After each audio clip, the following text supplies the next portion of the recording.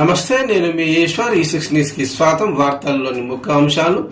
ఇందిరమ్మ ఇండ్ల లబ్ధిదారులకు TGIIC chairman Nirmala Jaggareddy చేతుల మీదుగా సంగారెడ్డి మున్సిపాలిటీ ఆవరణలో 250 ఇంటి ధృవపత్రాలను అందజేశారు. నిర్మలా జగ్గారెడ్డి ఈ సందర్భంగా మాట్లాడుతూ గత ప్రభుత్వం పనితీరును ఎండగట్టారు. దొరల పాలనకు ప్రజాపాలనకు ఉన్న తేడాను ప్రజలకు తెలియజేశారు. కాంగ్రెస్ పాలనలో 6 గ్యారంటీలు పూర్తిగా అమలవుతున్నాయని భరోసా ఇచ్చారు. కష్టంలో ఉన్నా కూడా కాంగ్రెస్ ప్రభుత్వం ప్రజలను చేరదీసి పథకాలను సమర్థవంతంగా ప్రజలకు చేరవేస్తుందని పేర్కొన్నారు. ఈ ప్రభుత్వము కొత్త రేషన్ కార్డులు కూడా మంజూరు చేసిందన్నారు. కొత్త రేషన్ కార్డులు అందజేసిన వారందరికీ సన్నబియ్యం ప్రజలకు ఇచ్చిందని, ఆ ఘనత ఒక కాంగ్రెస్ ప్రభుత్వానిదే అన్నారు.